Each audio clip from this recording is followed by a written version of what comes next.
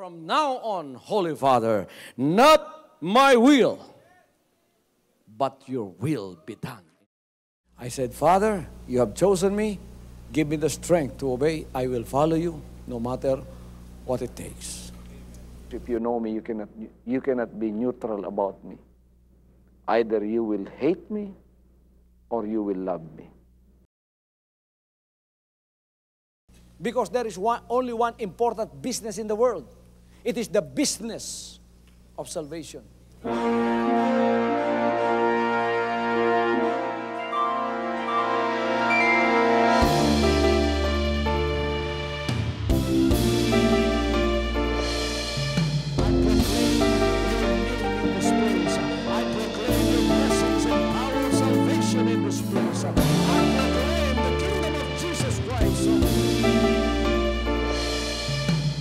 As I am concerned, and as far as the work of God is concerned, we have reached the end.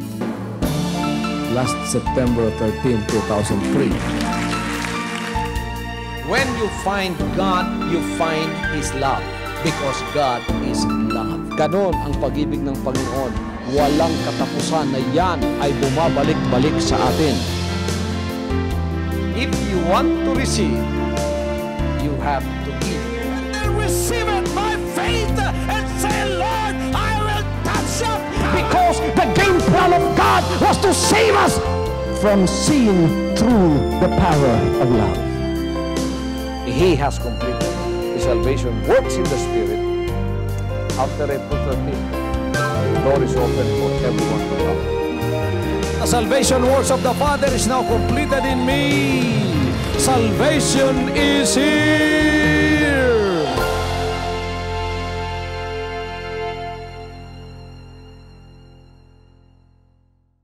Tonight, I would like to preach about the home. You know, the Christian church is composed of Christian homes that have been saved from the world, and now they have been set by God into the church so that they can be an example to this world, to become the light and the salt of the world. Ipakita ng Panginoon sa kanila, sa sanlibutan ito, na pagka ang isang pamamahay ay nailigtas ng Panginoon, ang pamamahay na yan ay magiging isang masaya, maligaya pamamahay sa harap ng Panginoon. Ngayong gabing ito, baka merong mga pamamahay dito na baka hindi masaya o hindi maligaya. Tinuturo ng Panginoon kung paanong magkaroon ng isang maligayang pamamahay, maligaya at masayang pamumuhay. At paanong gawin ito ang itinuturo ng Panginoon. So tonight, I would like to talk about a happy home and how to make it. The Bible teaches us very explicitly that we should have a happy home, and the Bible teaches us on how to make it. Praise the Lord. Bisan ang nasod na to, kahit na ang ating bansa, ito ay composed of homes, families that have homes. Pagkatapos nabubuo ang mga pamilyang yan sa pamamagitan ng mga tinatawag na values, ng mga kahalagahan, ng mga pag-uugali na kailangang gawin. At karamihan ng pamamahay ng sanlibutan ito ngayon ay nagkakawatak-watak sapagkat wala silang pinaninindigan sa loob ng kanilang pamamahay na isang katatayuan na magiging matibay ang kanilang pamamahay. The answer for a very happy home, the answer for a very stable home is not only found in the values of this world, but of a truth. It was the Lord who made the home first, and it was the Lord who gave the values of a happy home. So, in order for anyone, fathers, mothers, children, to become a happy home again, ang itinuturo ng sanlibutan ay minsan puro material na bagay. Maghanap daw ng pera. Kailangan daw maraming pera ang pamamahay upang maging masaya. Siguro isa yan sa isa yan sa mga paraan upang magiging masaya ka. Pero pagka iyan lamang ang value ng inyong pamamahay, nahahanapin. Ang pamamahay na yan isang araw hindi na makatatayo sapagkat hindi lamang sa pera makikita ang tunay na kagalakan. Ang tunay na kagalakan ay nanggagaling sa pagsunod sa lahat ng inutos ng banal na Diyos na siyang gumawa ng pamamahay. Tingnan natin mga kapatid kung sino at paano, saan itinayo at kung sino ang nagtayo ng kasasandigan o ng foundations ng pamamahay. Hindi po tao ang nagpasimula ng pamamahay. Ang nagpasimula ng pamamahay ay walang iba kundi ang Panginoon. Makikita natin sa Genesis chapter 2 verse 8, "And the Lord God planted a garden eastward in Eden, and there He put the man whom He had formed." It was the Lord God who planted the garden eastward. Where? In Eden. And then, He put the man there. He put the man that He had formed there. So, ang unang pamamahay, ginawa ng Diyos doon sa Eden. Ang gumawa ay ang Panginoong Diyos. At ang naging unang tao, na walang iba kundi si Adan, ang siyang inilagay sa pamamahay na yon ng Panginoon. In making this home, what besides man was needed? Alam ba ninyo mga kapatid, nang ang Panginoon ay nagpasimulang gumawa ng bahay, alam ba ninyo kung ano ang kinakailangan higit pa sa lalaking ginawa ng Panginoon upang magkaroon ng tunay na pamamahay? Ang verse 18 ng Genesis chapter 2 ay nagsasabi, "And the Lord God said, It is not good that the man should be alone. I will make him an helpmeet." An helpmeet is one that is adapted or suitable for him. So God said, it is not good that the man should be alone. I will make him an helpmeet, one that is adapted or suitable for him. So, ginawa ng Diyos ang babae. Kumuha siya sa ribs ng lalaki, at pagkatapos ito ay ginawang babae. Pagkatapos, ipinakisama siya sa lalaki. So, nakita natin dito mga kapatid kung paanong pinorma ng Panginoon ang unang pamamahay niya. After creating Adam and Eve, God said to them, and God blessed them, and God said unto them, "Be fruitful and multiply and replenish the earth." In Genesis chapter 1, verse 28. Sabi ng Panginoon, humayo kayo, magbunga kayo, magparami kayo, at punuin ninyo ang buong sanlibutan. Mga kapatid, may nagtanong sa akin, "Pastor, qualified ka bang mangaral niyan?" Sabi ko, bakit? Sapagkat sabi niya, nag-iisa ka lang. Sinabi mo riyan na hindi maganda para sa isang lalaki. Ang isa lang. Kailangan siya ng katulong. Mga kapatid, pinag-uusapan natin dito ang buhay ng unang Adan. Lahat ng nakapag-asawa rito ay namumuhay sa buhay ng unang Adan. Amen? Para po sa inyong pastor, kung ang buhay ng inyong pastor ang pag-uusapan, hindi po ako nag-iisa sapagkat kasama ko ang Panginoon una sa lahat. Now, ang sinusunod na buhay ng inyong pastor ay ang buhay ng ikalawang Adan. Si Jesus Christ, nung pumunta siya rito bilang tao, siya ang may-ari ng tinatawag na new creation. Wala po siyang physical na asawa. Ngunit, meron siyang spiritual na asawa. Sino? Walang iba kundi ang kanyang iglesia. Walang iba kundi kayo. That's why we are called the bride, and Jesus Christ is the bridegroom. Siya ang ating asawang lalaki, tayo ang asawang babae.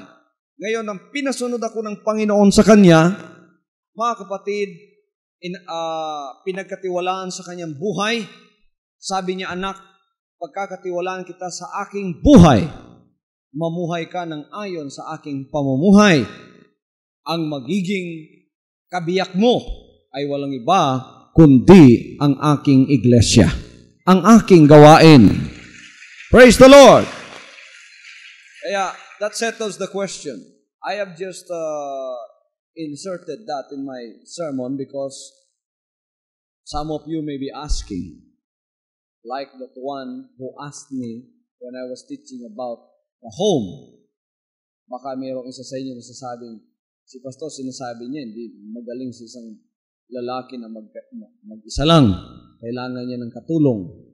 Mga kapatid, kung katulong lang ang pag-uusapan, marami po akong katulong. Praise the Lord. Siguro dito 300 ang katulong ko. Kung katulong ba yung iba? Oh, okay. Katulong lahat sa gawain ng Panginoon. Dito lang sa Davao yun. So kung katulong ang pag-usapan, ang katulong ko walang iba kundi ang iglesia ng ating Panginoon Diyos. At diyan, ibinigay ang kanyang pag-ibig. Alam ba ninyo kung kanino isinalarawan ng Panginoon ang asawa na babae at ang kanyang mga anak na natatakot sa Panginoon? Isinalarawan ng Panginoon ang babae at ang mga anak na natatakot sa Panginoon sa isang bagay. Sinabi niya rito sa Psalms chapter 128 verses 2 to 3, Happy shalt thou be, and it shall be well with thee. Thy wife shall be as a fruitful vine. Ang iyong asawa ay parang isang ubas na maraming bunga. Thy wife shall be as a fruitful vine by the sides of thine house. Thy children, ito ang mga anak mo, like olive plants around about thy table. Parang olive plants yung mga anak, yun ang mga asawa ay parang isang ubas na napakaraming bunga. Tingnan ninyo mga kapatid, ang pagsasalarawan ng Panginoon sa isang asawang natatakot sa Panginoon at sa isang anak at sa mga anak na may takot sa Panginoon. Yung pagsasalarawan na yan, talagang napakaganda niyan. Sapagkat yan ay isang pagsasalarawan ng Panginoon na mayroong favor doon sa mga natatakot sa Kanya. Sinabi rin niya kung ano ang mga anak na natatakot sa Kanya at mayroong pag-ibig sa Panginoon. Sa Psalms chapter 127 verse 3, the Bible said, Lo, children are an heritage of the Lord. Children's children are the crown of old men, and the glory of children are their fathers. Ano raw ang mga anak, mga kapatid? They are an heritage of the Lord. Di ko alam kung anong pagkakasabi niyan sa wikang Tagalog. The children are an heritage of the Lord. Pagkatapos yung mga children's children, yung mga apo, ano sila? They are the crown of old men. Tingnan ninyo mga kapatid. That is how the Bible declared the children to be. They are the heritage of the Lord, and they are the crown of old men. Napakagandang tingnan, ano? Kung ang isang paglilingkod ay napakarami pong mga kabataan na tinuturuan sa mga daan ng ating Panginoon. Kala ninyo dito, sa paglilingkod na ito, meron po tayong paglilingkod sa kabataan. Pero, huwag po ninyong isandig lamang sa amin ang pagdidisiplina at pagtuturo at pag-aakay sa mga anak ninyo patungkol sa mga aral ni Kristo. Dapat kayong mga magulang ay kasama namin sa pagtuturo sa kanila. Don't just send your children here and say, oh, the pastor will take care of my children. He will take care of the discipline. He will take care of the nurturing and admonition. That is wrong. We are just your helpers. Discipline, nurturing, and admonition begins in the home. It begins with the parents. Yung mga magulang, kailangang responsable nila ang mga kabataan nila na sa kanilang poder, sa kanilang pamamahay. Daily, nakikita ninyo yung mga anak ninyo doon. Daily, you must have an accounting of your children. Daily, you must have to observe how they grow up. Araw-araw yan. Kailangan mga kapatid ay lalago sila na ayon sa mga aral at turo ng ating Panginoon. Huwag silang lalago o huwag silang lalaki na para lamang mga damo sa tabing daan na pinababayaan lamang. Napakarami ng mga kabataan ganyan ngayon. Ano? Lumalaki lamang, parang damo na pinababayaan lamang. Kailangan sila ay parang mga bulaklak na inaalagaan upang sa paglaki nila, sila ay maging kaaya-aya sa harap ng ating Panginoon. How should the wife relate herself to her husband? Mga asawang babae, paano kayong magkakaugnay ng inyong asawang lalaki? Alam ba ninyo mga kapatid na nagtuturo ang banal na kasulatan kung paanong magkaugnay ang asawang lalaki sa asawang babae? Maraming Kristiyano ngayon, hindi po nila alam yon. Kaya medyo nakakaproblema yung pamamahay. Ngunit ito ang sabi ng Ephesians chapter 5 verse 22 to 23. Ephesians chapter 5 verses 22 to 23. Ito ang sinasabi. Wives, submit yourselves unto your own husbands as unto the Lord. For the husband is the head of the wife, even as Christ is the head of the church. Okay? Mga asawang babae, magpasakop kayo sa inyong mga sariling asawa na parang ang pagpapasakop na yan ay sa Panginoon. Sapagkat ang asawang lalaki ay siyang ulo ng asawang babae, tulad naman ng si Kristo ay ulo ng iglesia. Ito mga kapatid, magkakaroon ng medyo problema rito. Bakit? Kasi naobserbahan natin sa Filipinong pamilya, the typical Filipino family, hindi ko nilalahat. Ngunit meron akong nakikita. This is my observation. Na maraming lalaki hindi nagiging ulo ng kanilang pamamahay. Because of the simple fact that they are irresponsible. They cannot feed even their family. That's why, by the force of situation, the wives becomes the head of the house. Kaya ang napoproduce mga kapatid ay mga pamamahay na kung saan ang lalaki ay under the bakya or under the saya. Bago matupad ito na ang babae ay kailangang mag-submit sa kanyang asawang lalaki, kailangan na talagang karapat-dapat naman ang lalaki sa pamamahay. Kaya mga lalaki, bago kayo mag-asawa, isip-isipin muna ninyo. No? Madali mag-asawa eh. Pero bago kayo mag-asawa, isip-isipin muna ninyo. Pagka ako'y nag-asawa, nagkaroon ako ng asawa, nagkaroon ako ng mga anak, sigurado magkakaroon ako ng pamamahay. Can I supply the needs of my family? First of all, can I satisfy the needs of my wife and supply her needs? If we beget children, maaari bang supplyan ko lahat ng pangangailangan ng mga anak ko? From their daily lives, pagkatapos sa kanilang pag-aaral, Nangangailangan sila ng kalinga? Nangangailangan sila ng daily sustenance? Mayroon ba akong trabaho? Halimbawa, wala kang trabaho, pagkatapos medyo may katamaran ka, huwag ka munang mag-asawa. Pagka mag-asawa ka, siguruhin mo na ikaw ay isang taong responsable. Pagka nag-asawa ka, yung asawa mo mayroong security sa pag-aasawang kasama mo. Napakarami ng mga nag-asawa ngayon, hindi po planned na pag-aasawa, talagang hindi ayon sa Diyos, ayon lamang sa laman. Kaya naman nawawasak. Pagka nag-asawa, mayroong mga nilalagay pa doon, till death do us part. What God hath joined together, let no man put asunder. Kung anong pinag-isa ng Diyos, hindi dapat paghiwalayin ng tao. Hindi nga napaghiwalay ng tao, napaghiwalay dahil sa kawalan. After 6 na buwan, nag-away na. After na 1 month, naghiwalay na.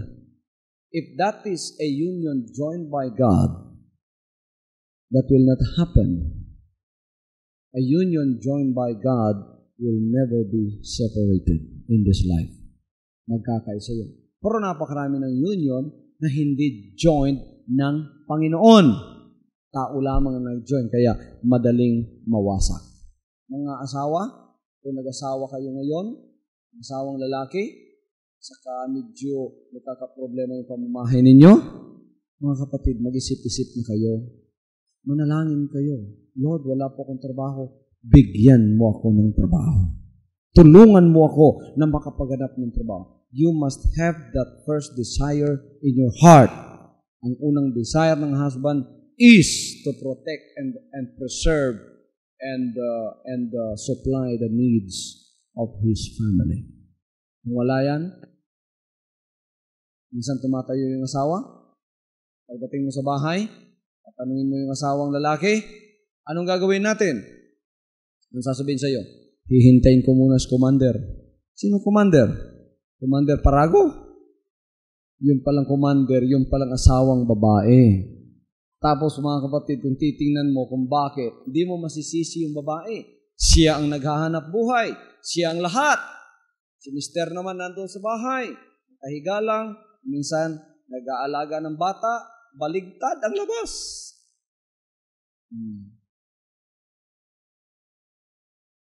Tama ba itong sinasabi ko, mga kapatid?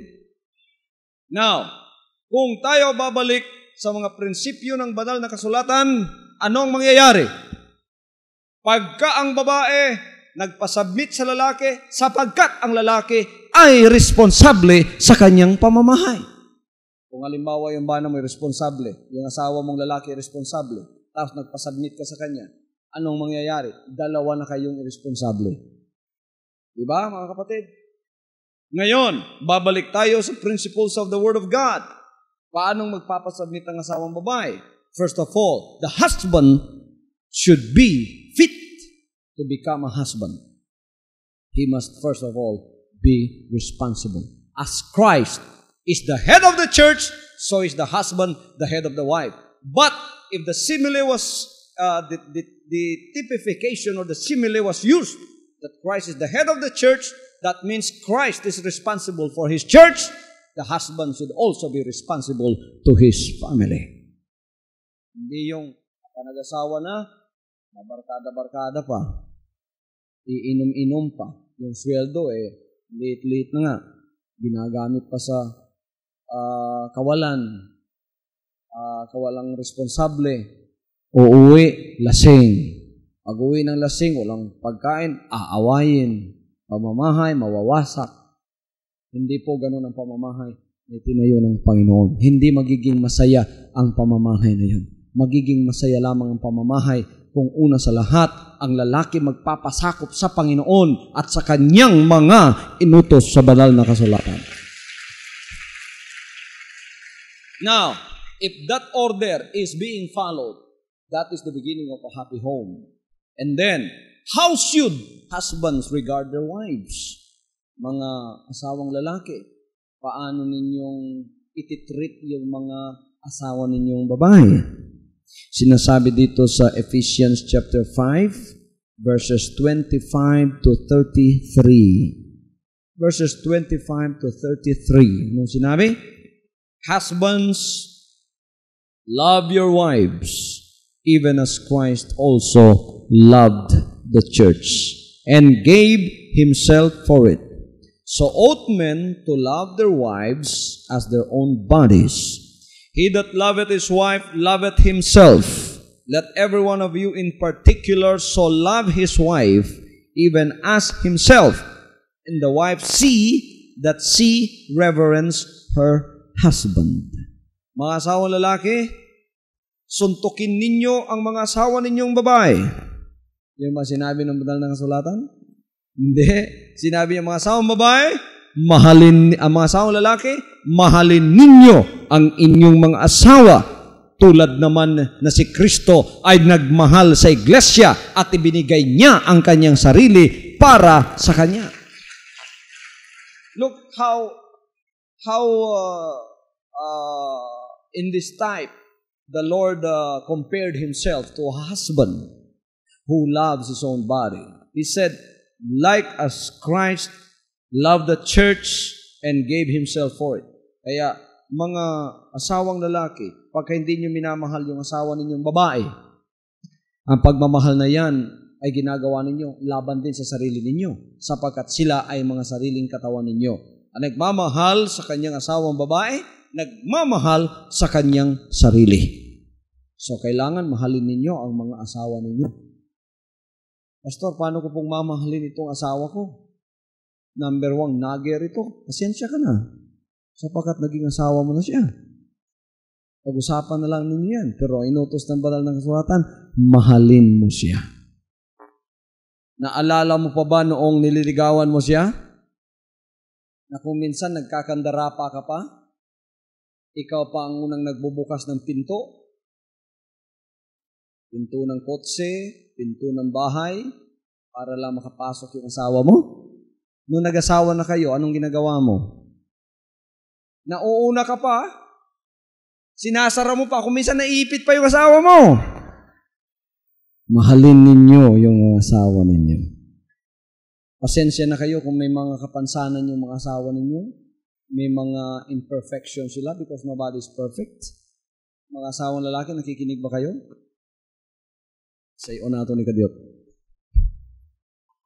Pasensya na mo mga bana, kung inyong asawa doon ay madepekto, kay mao naman na ang ihatag sa Ginoo ninyo, mahala na lang ang taon siya, kay maoy sugo sa balaang kasulatan.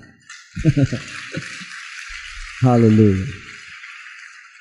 Kasalanan din ninyo yung mga asawang lalaki kasi hindi kayo nanalangin muna nung kayo humingi ng isang magiging asawa ninyo. Basta na lang humingi kayo ng asawa niyo. Kaya pagka humihingi kayo sa Panginoon, be very specific.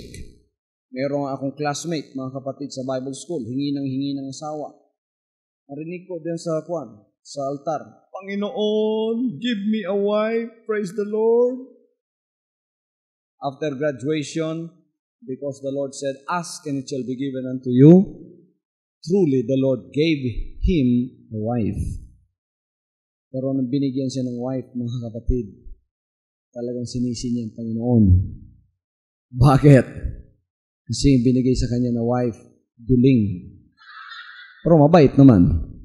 Kristiyano eh. Kaya pag humihingi kayo ng asawa, babae man o lalaki, be specific. Sabihin niyo sa Panginoon, ano ang gusto mo? Kaya pinasusulat ko kung ano ang mga pangangailangan ninyo. Meron kayong petitions, prayer, sulat ninyo. Be very specific. Sabihin ninyo kung ano. Asawang hinihingi mo para sa pamamahay mo so that we become a family unit and become an asset of the Jesus Christ, the name above every name, and show to the world that we are the light and the salt of this earth, and show to the world that when you become a Jesus Christ family member, you will become a happy, happy family, happy home. Anong gawin ninyo? Hingin ninyo sa Panginoon, tapos specify ninyo ang inyong pangangailangan. Panginoon, gusto ko po ganito kataas, katamtaman yung niya, pagganda niya, pogi niya, o mabait, at may grado, pleasing ang personality. If the Lord will answer you, He will give you exactly what you ask for. So, mga asawang lalaki, dahil nabigyan na kayo ng asawa ninyo, huwag na kayong maghanap pa ng iba. Be contented in what you have. Ngayon, kung nagyari yung asawa mo, ipanalangin mo na lang sa Panginoon na baguhin siya ng Panginoon. Yung asawa mo medyo tamad, pag uwi mo ng bahay, yung bahay mo marumi, yung mga anak ninyo, pag uwi ng bahay, marumi pa rin, hindi pa naliguan. Pagkatapos, pag uwi mo, wala pang sinaing. Yung asawa mo, mga kapatid, she has that lazy look. Ang lazy look ba nga? Ano nilang murag kahilakon? Murag kanulan ngay grasya. Asensya na ka because that is what God has given to you. So, ipanalangin mo na lang sa Panginoon yan na baguhin siya ng Panginoon. Panginoon, alisin po ninyong katamaran niya. Panginoon, alisin po ninyong karumihan niya. Panginoon, ganito at ganito. Ang gawin mo. Vice versa. The wife also do the same sa kanyang husband. Now, kung anong mati-change sa pamumuhay ninyo, change ninyo. Pero kung wala na, pabayaan ninyo, let the Lord do the changing for that. Pabayaan ninyo ang Panginoon na siya mag-change niyan. Kung minsan, mga asawa ay mga asawang lalaki ay nakakaisip ng masama. Dahil pag-uwi nila sa bahay nila, hindi happy ang home. Marumi ang bahay. Hindi marunong mag-ayos yung asawa. Yung asawang babae, irresponsible din. Uwi yung anak niya, 4 na, lalong naging irresponsible. Mga nanay ng pamamahay, makonsensya naman kayo sa pamamahay ninyo. Ayusin ninyo ang pamamahay ninyo upang ang mga asawa ninyong lalaki matutong talagang magmahal sa inyo at sumunod sa ipinangako at itinuro ng Panginoon. Ano ang sinabi ng Panginoon na caution sa mga asawang lalaki na huwag nilang gawin? Sinabi rito, husbands, love your wives and be not bitter against them. Colossians chapter 3 verse 19. Mga asawang lalaki, mahalin ninyo yung mga asawang babae at huwag kayong mapait laban sa kanila. Huwag kayong maging mapait laban sa kanila. Kung meron kayong dapat ituro sa kanila, turuan ninyo. Ngunit huwag kayong maging mapait laban sa kanila. Na pagkamit ninyo noon, talagang love letters ang nagliliparan sa inyong dalawa. Ngayon, mga kapatid, para kayong aso't pusa. Pagka magkita kayo, talagang grrrr. Yan ba? Yung mga ganon. Yung husband, galit na dati sa asawa. Pagka kumakain, magkaharap nga, pero walang kibuan, mga kapatid. Pagka humiga naman, talikuran, walang kibuan. Huwag pong ganon ang pamamahay. Hindi kalooban ng Diyos yun. Everybody say, praise the Lord. Kayo namang mga asawang babae, bakit kailangan magpasakop kayo sa inyong mga asawang lalaki? Bakit? Etong sinabi ng banal na kasulatan. 1 Peter chapter 3 verse 1. Likewise, you wives, be in subjection to your own husbands. Why? That if any obey not the word, they also may without the word be won by the conversation of the wives or the manner of the life of the wives. Tingnan niyo mga kapatid, mga asawang babae, magpasakop kayo sa inyong sariling mga asawang lalaki na kung meron kayong mga asawang hindi nagpapasakop sa mga salita ng Diyos, sila sa pamamagitan ng inyong mga paraan ng pamumuhay ay mako-convert ninyo sila na hindi nagsasalita sa kanila. Sa pamamagitan lamang ng inyong pamumuhay, mako-convert ninyo ang inyong mga asawang lalaki na hindi nananampalataya. I repeat that if any obey not the word, that if any, that means the unbelieving husband, they also may, without the word be won by the conversation or the manner of life of the wives. Pagka kayo ay nag-asawa, meron kayong believer husband, kayo naman mga kapatid ay naging believer na, lalo kayong kailangang maging mabait sa inyong mga asawang unbeliever. Lalo kayong magpasakop mga kapatid sa pamamahay ninyo. Lalo kayong maging masinop sa pamamahay ninyo. Magdoble ang ipakita ninyong kagalingan. Magdoble ang ipakita ninyong kahusayan. Magdoble ang ipakita ninyong kalinisan at kaayusan at kasinupan sa inyong pamamahay. Upang sa pamamagitan niyan, sila naman kahit hindi ka na magsasalita sa kanila, mako-convert mo sila papunta sa Panginoon sa paraan ng iyong pamumuhay. Merong mga kabataan na nung na-convert sila, ay naging suplado sila sa kanilang mga pamamahay. No, yung mga young people. That's wrong. Naging suplado sila, hindi na mautusan ng magulang. Nung na-convert sila dito sa Jesus Christ. It's okay, they come here because they come and join the practice, join the activities, pero naging suplado naman sila sa kanilang mga pamamahay. Yung mga magulang nila, hindi na mautusan sila. Sabi ng mga, bakit di ka na mautusan? Kasi member na ako ng Jesus Christ. Mga kapatid, nasisira pa yung pangalan ng Panginoon. Bakit? Kung member ka pala ng Jesus Christ, maging disobedient ka na. If you have unbelieving parents, if you are a wife and you have an unbelieving husband, kailangan maging doble ang kahusayan at katinuan mo doon sa pamamahay mo. Mga young people, pagka na-convert kayo, may mga unbelieving parents kayo, anong gagawin ninyo? Maging doble pa yung paglilinis ninyo sa bahay ninyo. Noon, bumabangon ka ng alas 7 ng umaga. Ngayon, bumangon ka na ng alas 5 at naglinis na. Katapos, mga kapatid, makikita nila sa iyo ang bunga ng mga salita ng Diyos. Talaga pala, nagiging mahusay pala pagka nagiging member ng Jesus Christ. Lalong bumabait. Sa pamamagitan niyan, ikaw, mahihikayat mo ang iyong magulang papunta sa Panginoon. Vice versa sa husband at saka sa wife na mayroong mga unbelieving partners. Mga husband, considerate ba kayo sa mga asawa ninyong babae? Are you considerate to them? Why should you be considerate to your wives? You know why?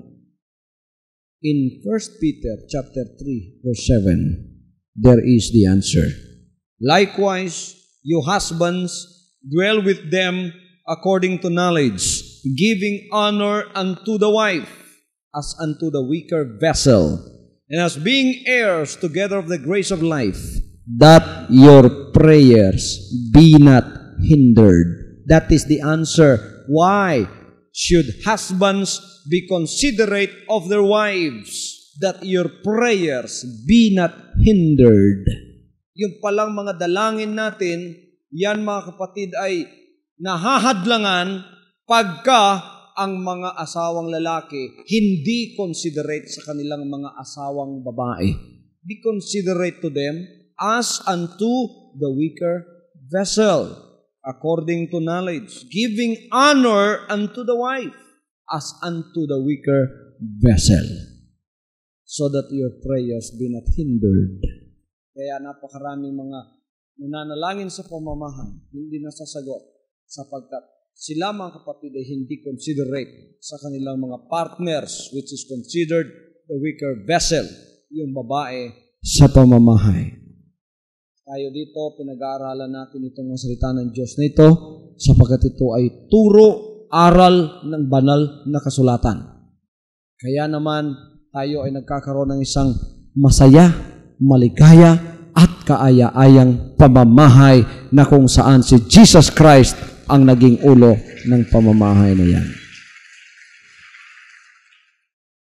Mga kabataan, nararapat bang sundin natin ang ating mga magulang? Lalo na kung tayo naglilingkod na sa Panginoon? Amen. Children, obey your parents in the Lord, for this is right. Ephesians chapter 6, verse 1. Pero nagtanong sa akin, Pastor, kung pong ang aking mga magulang ay masama, susundin ko pa ba sila? Merong isa dito, anak ng Diyos, pagpalain siya ng Panginoon, yung people, nagbago ang kanyang buhay, na-convert siya. Yung mga magulang niya, considered na masama. Bakit?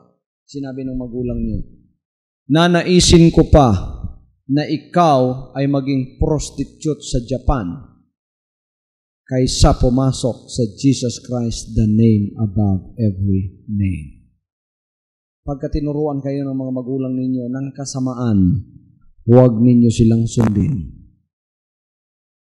Pagpatuloy ninyong i-honor sila, because that's a commandment of God. The Bible says, honor your parents. Honor your father and your mother. But do not obey them if they teach you what is wrong. You must obey God. Pagkalabang pinag-uusapan, sinasabi ng Panginoon, he that loveth father or mother more than me is not worthy of me. Pagkainutusan ka ng magulang mo na masama, mabuti pang mag-prostitute ka sa Japan kaysa maglingkod ka, hindi mo susundin yung sinabi niya kahit magulang mo siya. Amen? But do not despise them. They are still your parents. You must still honor them.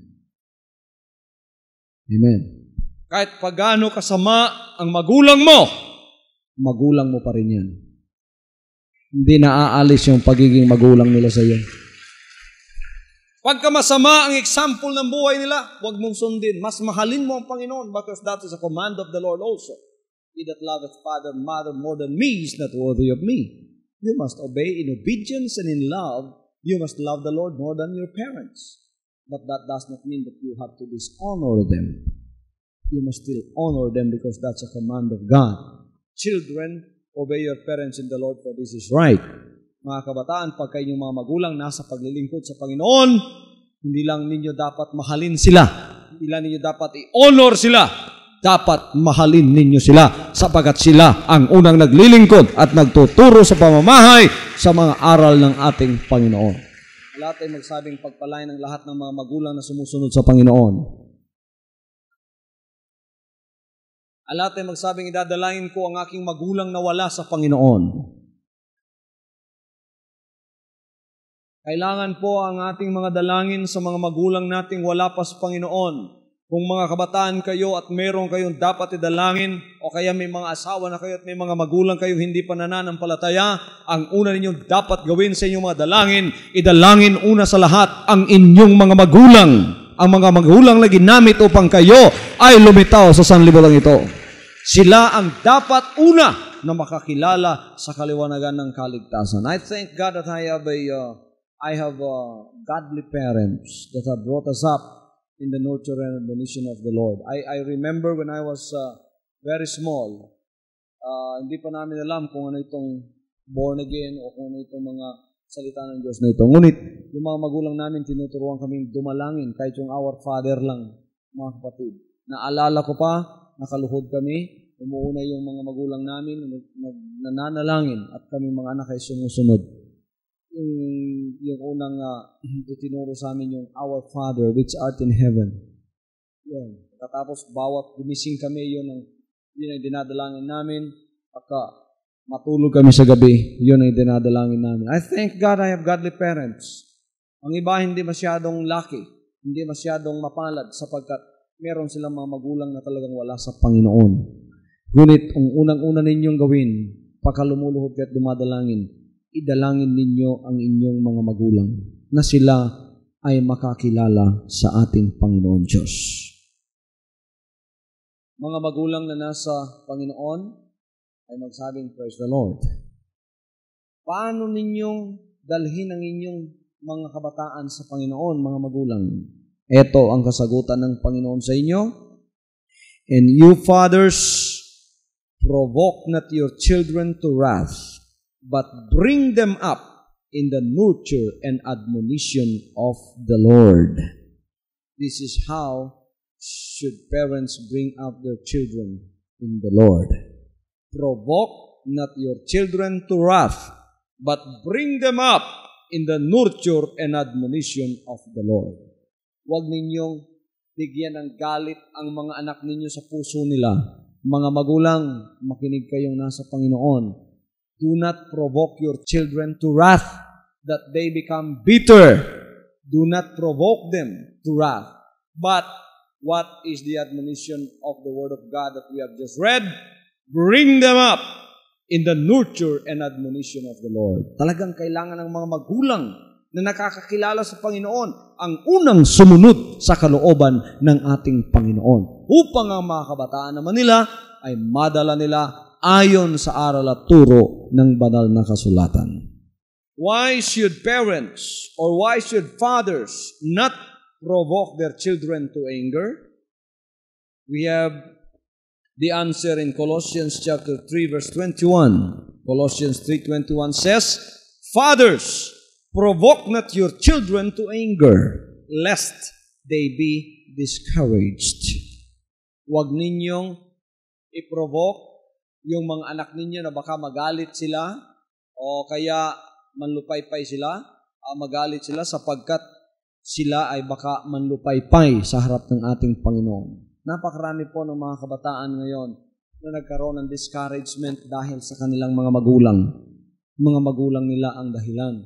Kaya tayo namang mga Kristiyanong mga magulang, sinabi rito, you should not provoke your children to anger. Baka sila ay ma-discourage. Mga magulang, kailangan i-encourage ninyo sila na sumunod sa ating Panginoon, ang mga kabataan ninyo. Pagka naman dinadala natin ang mga kabataan natin dito, mga kapatid sa bahay pa, tinuruan na natin kung ano ang kanilang pinupuntahan. I observe na although may mga teachers tayo sa ating children's department, pero naobserbahan ko na pagka pumupunta yung mga kabataan dito, naghihirap yung mga teacher sa children's department. Sapagkat the children, when they come, pagsartan nila dito sa compound, ang akala nila itong compound playground. Akala nila napakalaking Manila Zoo. Takbuhan mga kapatid, takbuhan, luksuhan. Sa bahay paturuan na natin ang mga anak natin. Kapag pumupunta tayo sa cathedral, we go there to worship. Mga anak, pagdating natin doon, huwag kayong maglaro. Hindi tayo pupunta sa cathedral para maglaro. Pupunta tayo doon upang magsamba sa ating Panginoon Diyos. Everybody say amen. So yung mga magulang na hindi pa nakapagturo ng mga anak nila dyan, turuan ninyo sa magandang pamamaraan at upang makilala nila. Papasalamat ako sa mga magulang na pagdating dito talagang kontrolado nila yung mga anak nila. Kailangan nga yung mga kabataan natin, nagsasamba kasama natin.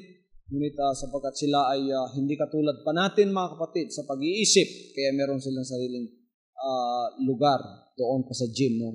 Hindi po natin kinakalimutan yung ating kabataan sapagkat sila may mga kaluluwa din naman. Mga maliit silang kabataan. Paglaki niyan, may mga kaluluwa and we are responsible for their soul. Praise God. So mga magulang, mahalin ninyo mga anak ninyo upang lalo silang ma-encourage na maglingkod sa Panginoon. By what means may the mother bind the hearts of the loved ones at home together? Mga mother, you are the homemakers. Mga nanay ng pamamahay, homemakers kayo. I think that in the Philippine society, because the mothers have so much time still to spend with their children at home. Papasalamat ako dito sa ating bansa.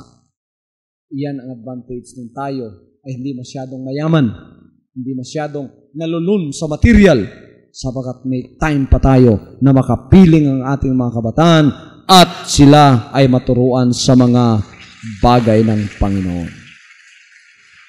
By what means may the mother bind the hearts of the loved ones at home together? The answer is in Proverbs chapter 31 verse 26. The Bible says, she openeth her mouth with wisdom, and in her tongue is the law of kindness. Binubuksan niya ang kanyang bibig ng may kaalaman at nasa kanyang dila ang batas ng kaamuan, the law of kindness. Hallelujah. We want to get into the hearts of our children, don't we, parents? Parents, answer me. Don't we want to get into the hearts of our children? Yes, we do. If we want to get into the hearts of our children, if we hold them and help them and bless them and take them to heaven with us, this is what we are going to do. Let them know the value of the Scriptures. Let them know the value of the Word of God. Lahat ng mga aral lilipas, ngunit ang ipinangaral sa mga salita ng Diyos ay hindi lilipas. Yan ay mananatili sa kanilang puso. A worthy wife and good children, and no pair of horses that ever flew along the road could take me in a year where I could see a more pleasing sight. Home is the grandest of all institutions. Sabi ng isang preacher sa England, ng pangalan ay si Spurgeon. Sabi niya, home is the grandest of all institutions. Yung pamamahay, ang pinakamalaking institusyon na kung saan nagpapasimula, mga kapatid, ang tatag ng isang sosyedad na siyang bumubuo sa isang bansa na tulad ng sa atin. Now, sa ating pamamahay, magpapasimula sa isang Kristiyanong pamamahay na tulad natin, magpapasimula ang lahat ng bagay na ito.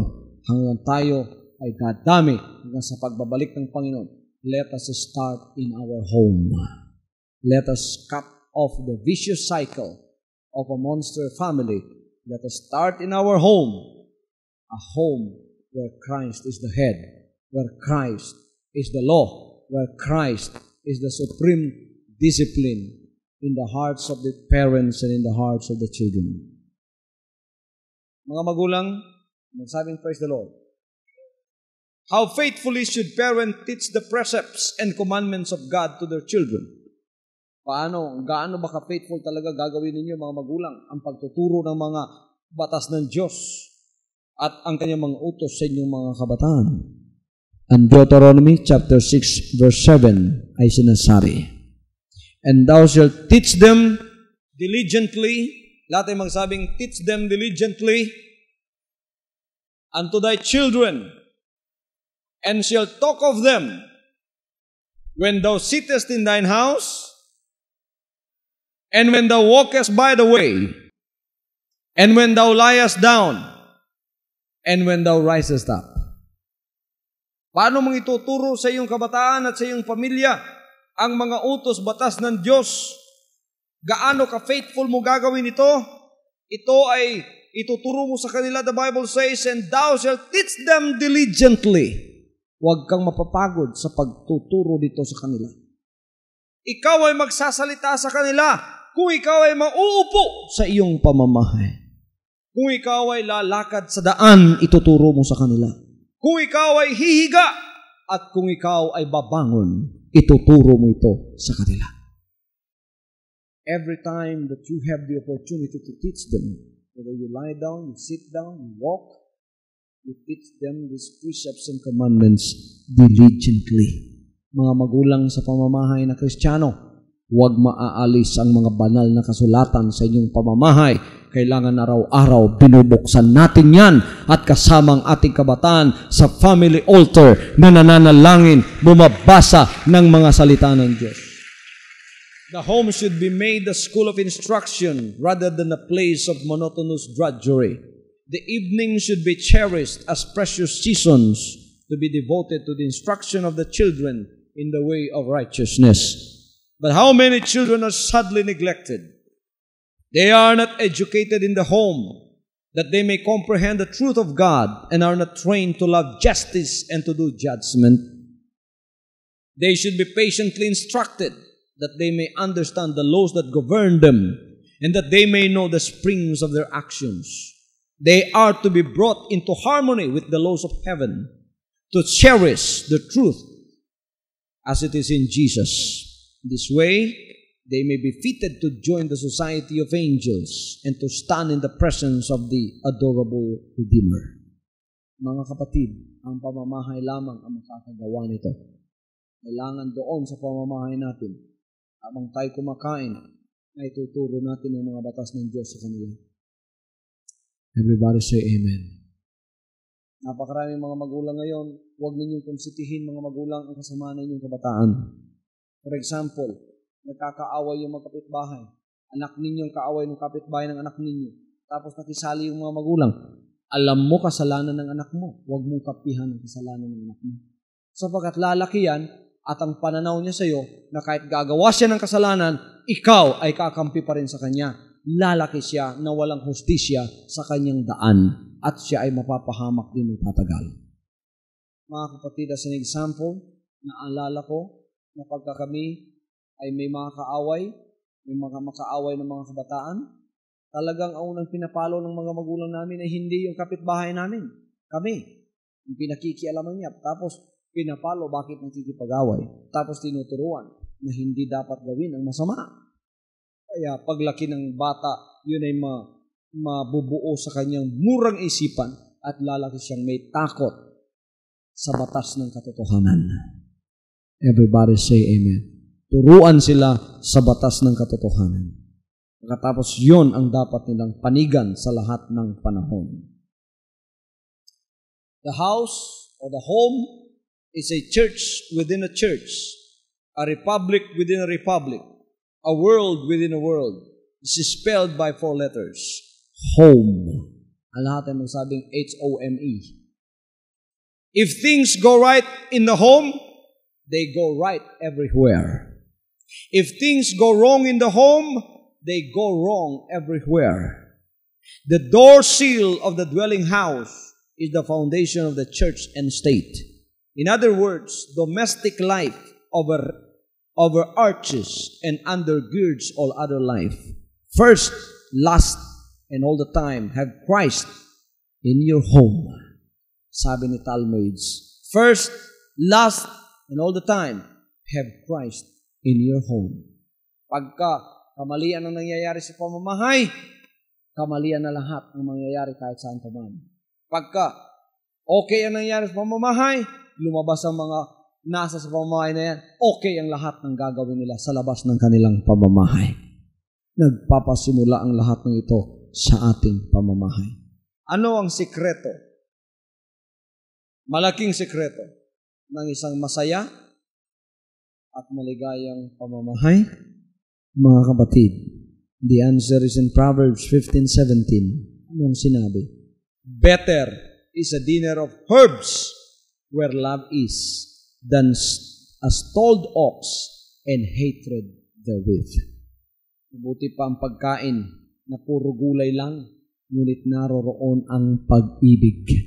Kaysa, pupunta ka sa kusina, puro hita ng bakang nandoon, ngunit nandoon naman ang pagkagalit. Ang hatred nandoon naman. Mabuti pang gulay-gulay na lang, pero nag-iibigan sa loob ng pamamahay. Kaysa ang sasarap ng ulam, ngunit ang tatalas naman ng mga mata ng tao doon. Hindi nag-iibigan. Kung minsan nagtatapunan pa mga kapatid, nag-aaway pa sa harap ng lamesa. Yung ulo ng manok, tinatapon doon sa kapatid niya. Mabuti pang gulay na lang, ano? Pero nag-iibigan naman. Naroroon ang Panginoon. Happy are the home when God is there. And love fills every breast. When one there is, and one their prayer, and one their heavenly rest. Happy the home where Jesus' name, happy the home where prayer is heard, and praise is wont to rise. Where parents love the sacred word, and live but for the skies. Happy is the home. Meron akong naalalang awit. Sinasabi ng awit na ito, when Jesus in the family, happy, happy home. Happy, happy home. When the devil in the family, fussy, fussy home. Fussy, fussy home. Pakang demonyo na sa bahay, naku, ang gulo-gulo ng bahay na yan, mga kapatid. Ngunit pagka si Jesus ang nasa pamamahay, maligaya, masaya ang pamamahay na yan. Sapagat ang lahat ay sumusunod sa utos ng ating Panginoon. Pagpalain ng Panginoon na lahat ng pamamahay, I am praying very much for every family that will join the Jesus Christ ministry in the Philippines, beginning in Davao City. Panginoon Diyos, ako po'y dumadalangin sa mga kapatid kong nasa harap ng kanilang television sets ngayon, mga magulang na lalaki at babae kasama ng kanilang kabataan. Panginoon, nakikita po ninyo kung paano sinasaktan ng demonyo ang pamamahay ng mga Kristiyano, pamamahay ng mga anak ng Diyos. Sapagat alam niya na kung ito'y mawawasak po ang kahusayan at katinuan ng aming bansa, lalong-lalo na ng sa iglesia. Ngunit ibinigay po ninyo ay iglesia, Panginoon, upang maituro ang inyong mga banal na salita sa inyong pamamahay. Dito po maituturo ang inyong mga aral upang kami magkaroon ng mga magulang na masaya, nagagalak sapagat sumusunod sa lahat ng inyong mga kautusan. Ganon din naman sa kanilang mga kabataan. Panginoon, we are inviting you to come into every home in the Philippines, especially those that have a problem in their family right now. I pray, oh God, that you visit every home in the Philippines and lead them into the way of righteousness, into the way of justice and judgment. I pray, oh God, that you will heal every bitterness, anger and hatred in the homes. I pray, oh God, that you bring back those children that have been led into darkness. I pray for the parents, the bitterness that are between them, the father and the mother. I pray, oh God, for the healing of the family in the Philippines right now. In the name of Jesus Christ. There is only one hope, and the hope are the values that are found in your words. May we obey them. I pray for the family unit in the Philippines. May we all join in unity in obeying your precepts and commandments for a happy home. Hallelujah! In the name of Jesus Christ. In the name of Jesus Christ. Ang kagalingan ay mapapa sa pamamahay mo. Ang relationship sa pamamahay na yan mula sa bitterness ay magiging masaya sa harap ng Panginoon. Aalisin ng Panginoon ang lahat ng dahilan ng kasamaan, pagkawatak-watak sa pamamahay. Siya ay papasok. Let's invite Him into our homes and say, Jesus, be the Lord and be the King of our home from now on. In the name of Jesus Christ, as you pray that simple prayer right now, by faith, the Lord Jesus Christ is going to dwell in your home as the Lord and the King of all. In Jesus' name, bless the Father, bless the Mother, bless the children, O God, and bless those members of the family that are far off. In the name of Jesus, stretch forth your holy hand upon them. In Jesus' mighty name, we pray. And everybody say, praise the Lord. From now on, Holy Father, not my will, but your will be done. I said, Father, you have chosen me. Give me the strength to obey. I will follow you no matter what it takes. If you know me, you cannot be neutral about me. Either you will hate me or you will love me. Because there is only one important business in the world. It is the business of salvation.